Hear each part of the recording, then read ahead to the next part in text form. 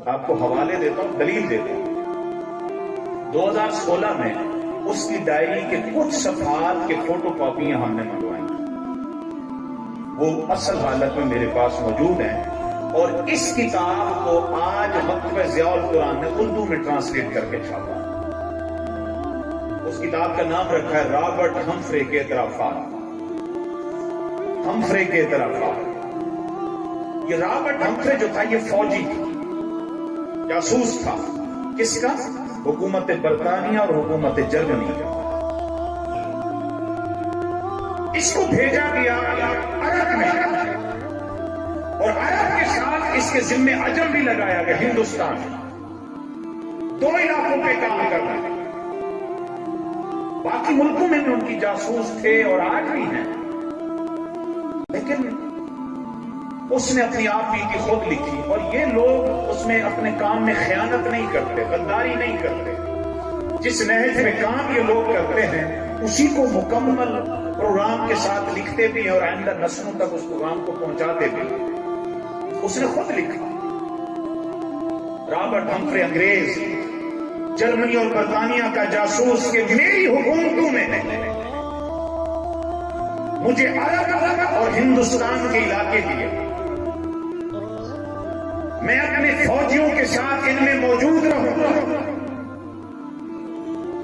اس بات کا پتہ لگاؤں، پرکھوں کہ جن کے نبی کو اس دنیا سے تشریف لے جائے ہوئے 13 صدیاں بیت گئے، 1300 سال ہو گئے، آج تک وہ قوم دنیا کے نقشے سے مٹی نہیں ہے، ہٹی نہیں ہے۔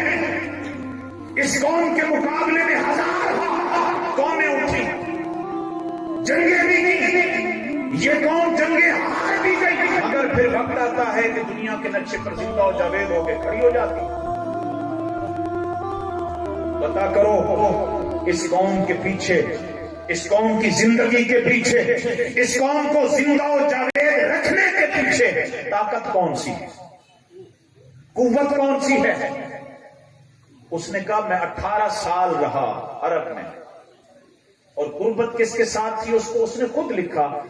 موجودہ سعودی عرب کے جو مذہبی بانی تھے، محمد بن عبد الوہاب، نجد کے علاقے سے تعلق تھا، یہ ان کا قریبی تھا، ان کے ساتھ رہتا تھا، اور اپنی حکومتوں سے فنڈ لے کے اس کو دیتا تھا، اور سلطنت عثمانیہ کے خلاف محمد بن عبد الوہاب کو برانگیختہ کرتا تھا۔ چونکہ سلطنت عثمانیہ کا خاتمہ کرنا تھا، ترکوں کی حکومت کا خاتمہ انگریز کے اولین ترجیح تھا، اس جاسوس کو بھیجا گیا۔ اب اس نے کہا کہ جب 18 سال بیت گئے، میری حکومتوں نے مجھ سے میری کارکردگی مانگی، بھئی 18 سال ہو گئے، اتنے لوگ تمہارے ماتحت کام کر رہے ہیں، کارکردگی کیا ہے؟ اس نے خود لکھا 18 سال کے بعد میں نے اپنی حکومتوں کو یہ کارکردگی دی، میں نے کہا جو قوت، جو طاقت ان کو مرنے نہیں دیتے، ان کو مٹنے نہیں دیتی، 13 صدیاں ہو گئی ان کے نبی کے وصال باکمال کو، یہ قوم دنیا کے نقشے سے مٹی رہی ہے، ان پر 1000 سال سے زیادہ عرصہ بیت گیا ہے، 13 صدیاں بیت گئی ہیں، دنیا کی بڑی بڑی طاقتیں، بڑی بڑی اقوام ان کے مقابلے میں ہوئی ہے، لیکن ان کو کوئی مٹا نہیں سکی، ان کو دنیا کے نقشے سے ہٹا نہیں سکی۔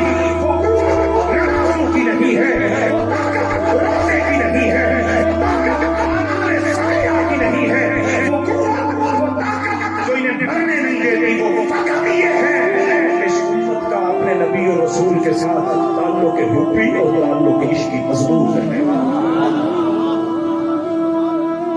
وہ محبت والا تعلق، وہ عشق والا تعلق، وہ ادب والا تعلق، وہ تہذیب والا تعلق اس امت کو آج تک بھرنے نہیں دے۔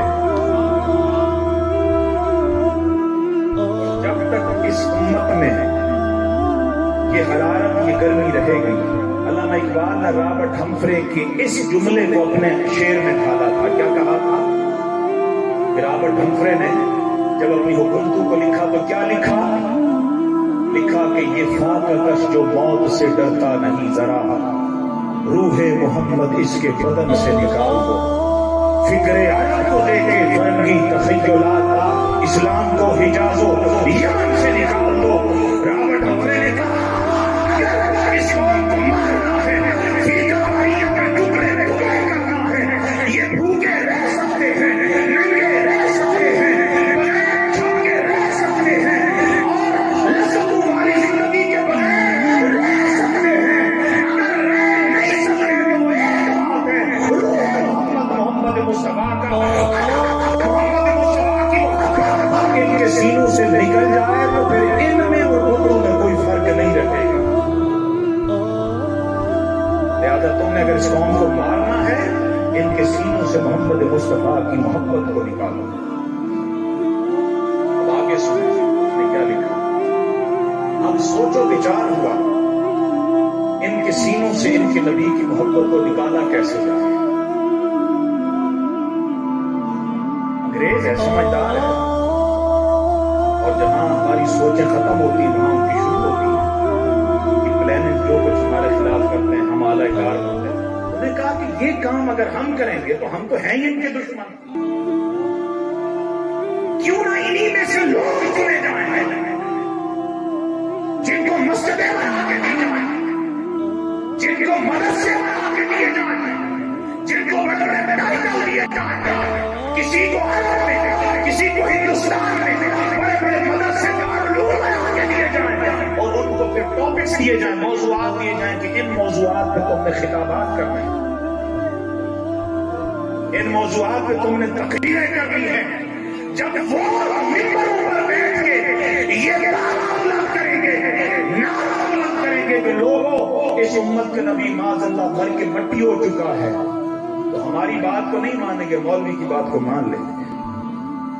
تو مولوی جب اسٹیج سے یہ بلند کرے گا کہ نماز میں اگر نبی کا خیال آ جائے تو نماز ٹوٹ جاتی ہے، جانور کا خیال آ جائے تو نماز نہیں ٹوٹتی، ہماری بات کو نہیں مانیں گے، اپنے مولوی کی بات کو مان لیں۔ اس مقصد کے حصول کے لیے رابرٹ ہفرے نے کہا، میں پھر کہہ رہا ہوں، آج چونکہ ہر دوست کے پاس، نوجوان کے پاس ٹچ موبائل موجود ہے، لائبریری میں جانا تو ایک خواب بن گیا ہے، آپ گوگل پہ جا کے لکھ سکتے ہیں ہمفرے کے اعترافات، انگلش میں بھی ہے اور اردو میں بھی ہے، وہ ساری دونوں تحریریں آپ کے سامنے آ جائیں کہ اس میں پڑھیں، جگر چھلنی چھلنی ہوتا ہے امت مسلمہ کے ساتھ کیا کچھ نہیں کیا گیا، لیکن یہ حضور کا تصرف اور اس امت کا روحانی تعلق ہے حضور سے، ہزار حافظوں کے باوجود بھی یہ قوم آج بھی دنیا کے نقشے پر موجود ہے اور موجود رہے گی انشاءاللہ۔ اس نے لکھا، دو علاقوں پہ کام کیا، ایک عرب میں اور ایک عجم میں۔ عرب میں محمد بن عبدالوہاب کو آیا گیا سلطنت عثمانیہ کے خلاف، اور یہاں ہندوستان میں جس کی سرپرستی کی گئی وہ تھا مرزا غلام احمد قادیانی۔ یہ بھارت کا ایک علاقہ ہے قادیان، جو نیوٹ سے آگے ہو جاتا ہے اس بارڈر کے۔ یہ تقریباً سن 1905 تک یہ مسلمان رہا اور سید العقیدہ مسلمان رہا، بہت بڑا مناظر جو اپنے مناظروں میں عیسائیوں کو ہراتا تھا۔ ہم تو ایک دوسرے کو ہرانے کے شعر ہیں، آپس میں ایک ہی مسلک کے، جی فلاں یہ کہہ گیا ہے تو میں نے آگے فلاں کے جو بخت گھیڑ دیے، جناب وہ فلاں آ رہا ہے جی جرنیل اہل سنت اور فلاں فلاں فلاں۔ ہم تو جرنیل آپس میں ایک دوسرے کا آپریشن کرنے کے لیے ہیں، کام کا پتہ تب چلتا ہے کہ کفر کے مقابلے میں آپ کام کریں۔ ہر بندہ جو بھی سوشل میڈیا فیس بک استعمال کرتا ہے، 13 منٹ ہے ہمارے پاس، میں گفتگو بالکل آخری حدوں میں ہے۔ میں نے کئی دوستوں کو پڑھے لکھے اور مولویوں کو دیکھا کہ میرے ساتھ اگر کوئی قادیانی ایڈ ہو تو وہ دفع ہو جائے، مجھے انفرینڈ کر دے، فلاں فلاں فلاں۔ میرے ساتھ عرض دراز تقریباً کوئی 6-7 سال تک کوئی 18 قادیانی میرے ساتھ ایڈ رہے، میں نے ان سے دوستی کی،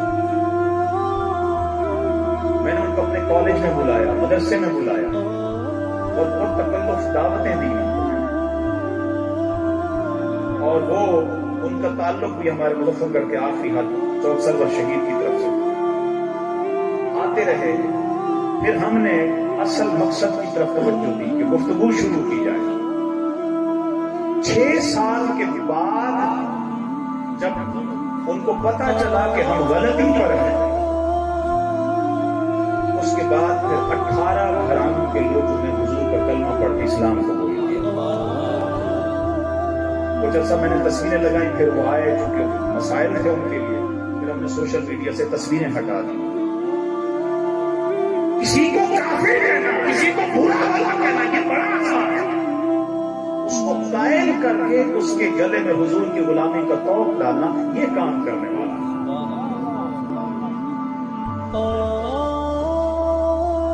تو وہ عیسائیوں کے خلاف مناظرے کرتا تھا. اب بندہ کسی مقام پہ پہنچ جائے تو ساتھ میں مکھن لگانے والے اگر موجود ہوں تو انسان وہیں سے گمراہ ہو جاتا ہے. اس رابرٹ ہمفرے نے کہا کہ 1910 میں مرزا غلام احمد قادیانی کو ماہانہ جو انگریز وظیفہ دیتا تھا وہ 50,000 سے 60,000 روپے کرتا تھا.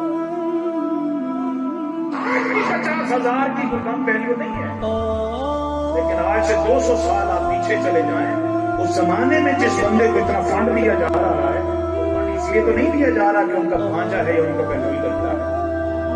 مقصد پیچھے تھا، وہ سرپرستی کا مقصد تھا، اس کو تاجدار کائنات کے مقابلے میں کھڑا کرنا تھا اور حضور کی نبوت پہ شراکت دار کرانا تھا.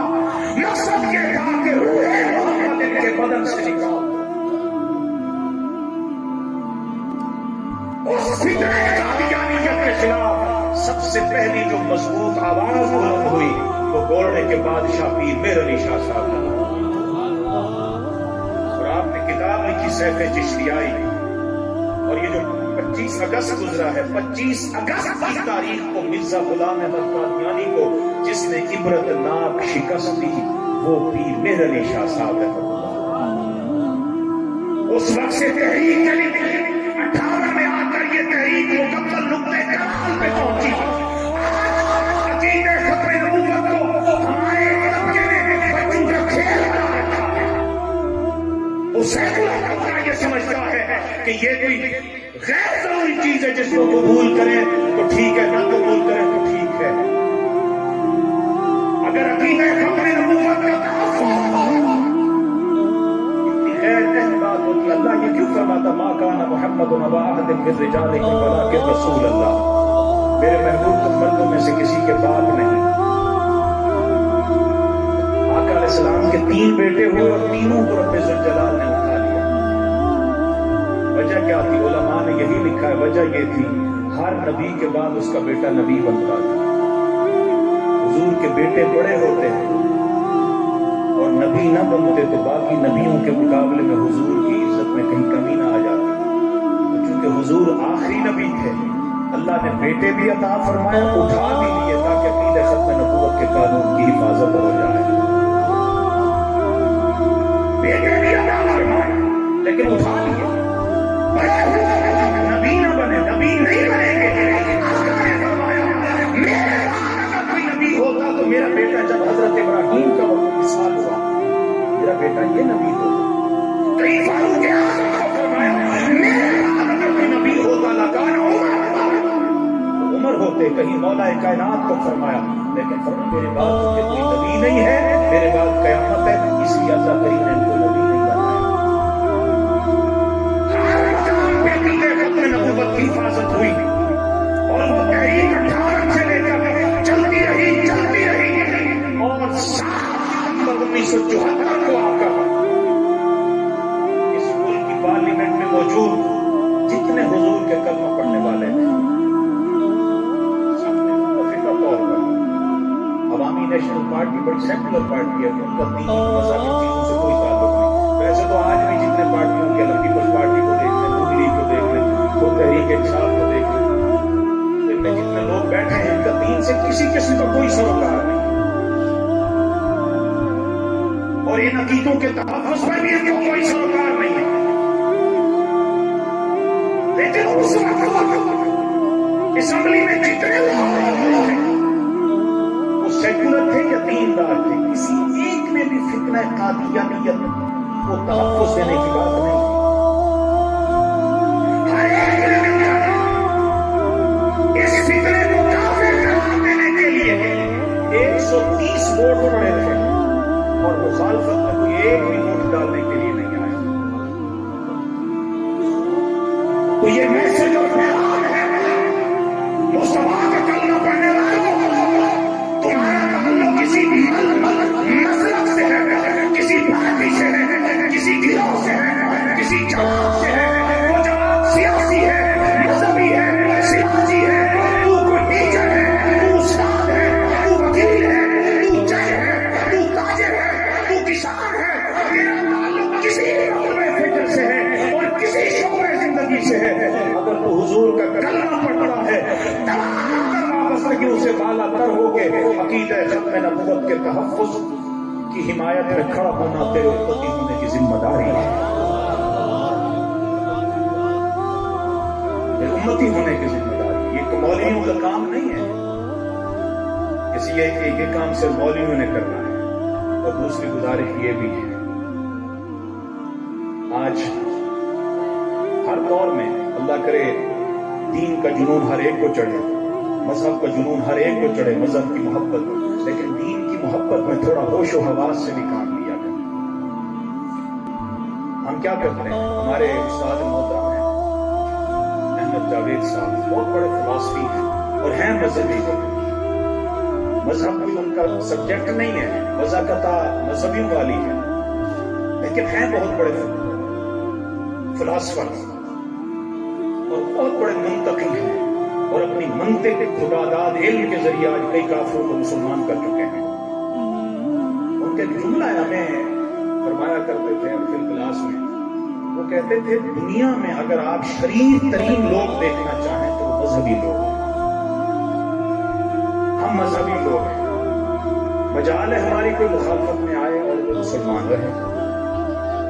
سب سے پہلا فتویٰ اس پہ یہ لگتا ہے کہ یہ جہنمی ہے. مولوی کس نے مخالفت، اور اس مخالفت کی انتہا کہاں پہ ہوتی ہے؟ یہ قادیانی ہے. یہ قادیانیوں کا یاد ہے. خدا کے لیے ہر مسجد کو، ہر مدرسے کو کفر کے فتووں کی فیکٹریاں نہ بنائیں. دین میں داخل کرنا آپ کی ذمہ داری ہے. اگر دین سے خارج کرنے کا اختیار آپ کو کسی نے نہیں دیا. یہ کام اللہ اور اس کے رسول کا، اللہ اور اس کے رسول کا. آپ کی کسی سے بنتی ہے نہیں بنتی، کسی پارٹی سے آپ کا اچھا تعلق ہے نہیں ہے. میری درمندانہ اپیل ہے، جتنی پارٹیاں ہیں بیانت صحیح، کرم صحیح، چور صحیح، لٹیرے صحیح، لیکن حضور علیہ الصلوۃ والسلام کے غدار کوئی نہیں ہو سکتا. اپنے آپ کو کوئی حضور کا امتی کہنے والا غدار ہو جائے. لہٰذا یہ میری اور آپ کی ذمہ داری نہیں ہے کہ ہم اپنے مخالف کو قادیانی کہیں یا غدار کہیں. قادیانیت بہت بڑا فتنہ اور بہت گندا ٹائٹل ہے جس کو غالباً کتے کو بھی دیا جائے تو وہ بھی قبول نہیں کرے گا. پیر میر علی شاہ صاحب کے آخری الفاظ ہیں. آپ نے 2 باتیں فرمائی. فرمایا کہ کتا روتے ہوئے تھے. کئی مرتبہ میں نے دیکھا کہ اس کی آنکھوں سے آنسو تھے اور وہ آ کے آستانے کے باہر دہلیز پہ چوکھٹ پہ بیٹھ جایا کرتا تھا، آنسو بہاتا تھا. اور یہ وہ دور تھا جب مرزا غلام قادیانی کے خلاف ان کی تحریک ختم نبوت عروج پر تھی. تو کتا آ کے بیٹھ جاتا، روتا. اور آپ اللہ کے ولی تھے، اللہ کے دوست، اور حضور کی بارگاہ کے قرب کا یہ عالم تھا. ایک دن عصر کی غیر مقررہ سنتیں کسی وجہ سے ادا نہیں کر پائے. آنکھ لگی تو مصطفیٰ تشریف لے کر میں میرے علی آج خیریت تو ہے کہ تم نے عصر کی 4 نفل سنتیں چھوڑ دی ہیں. اس قدر حاضری کا مقام. آپ کا شعر بھی ہے نہ کہ کوئی مثل بھی کھولم دی، چپ کر میرے علی اتھا جا نہیں بولن دی. وہ جن کی حاضری کا یہ عالم سوچنے لگے کہ پھر آپ نے عالم کی تقریر سنی. اس عالم نے تقریر میں کہا کہ مرزا غلام قادیانی کتا ہے. آپ نے کھڑے ہو کر اس مولوی کو منع کر دیا. فرمایا کتا روک اس لیے آتا ہے کہ میرے علی شاہ मैं कुत्ता जरूर हूं लेकिन मुस्तफा का गद्दार नहीं, मुस्तफा का गद्दार नहीं। तो जिस टाइटल को कुत्ता कबूल नहीं करता, हम दीन के ठेकेदार, दीन के लंबरदार हुजूर के मुसल्मान को दे देते हैं। और दूसरी बात आपने फरमाई, जो शख्स अकीदे खत्म नबूवत के तहफ़्फ़ुज़ की बात करेगा, उसकी पुश्त पर मुस्तफा करीम सल्लल्लाहु अलैहि वसल्लम का दस्ते मुस्तफा।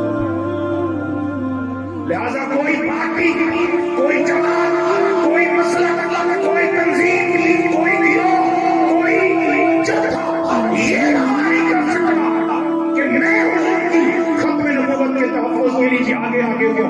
मैंने आज किया जिस तरह 1974 में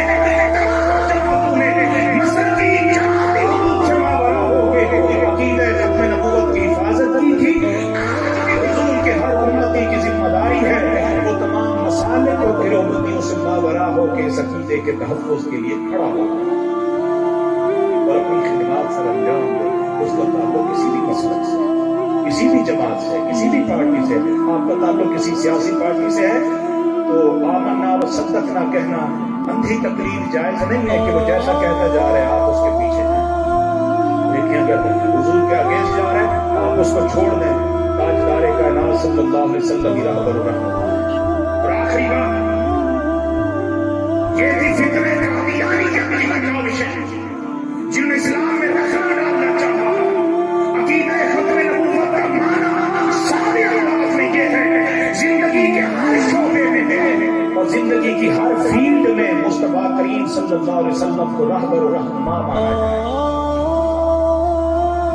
आज अगर कोई ताजे तिजारत करते हुए खियानत करता है, इसका मतलब ये है उसका ईमान हुजूर की खत्म नबूवत पे नहीं है। लक़द कान लकुम फी रसूलिल्लाहि उस्वतुन हसना। लोगों, मेरे मुस्तफा से बढ़कर कायनात में कोई है हस्ती जिसका उसवा तुम्हारे लिए नमूना हो? आज अगर कोई सियासत करके हुजूर के सियासी उसूलों से हटना चाहता है, वो भी अकीदे खत्म नबूवत का मुनकिर है। आज अगर कोई शराब पीता है, कहता है मैं मुसलमान हूं, फिर भी शराब पीता है, उसका भी हुजूर के खत्म नबूवत पे कोई ईमान नहीं है।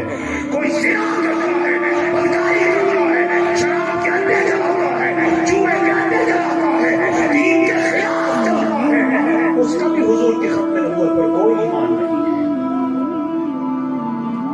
खत्म नबूवत का माना है जिंदगी के हर शोबे में हुजूर को ही सब कुछ मानना, हुजूर को ही राहबर मानना।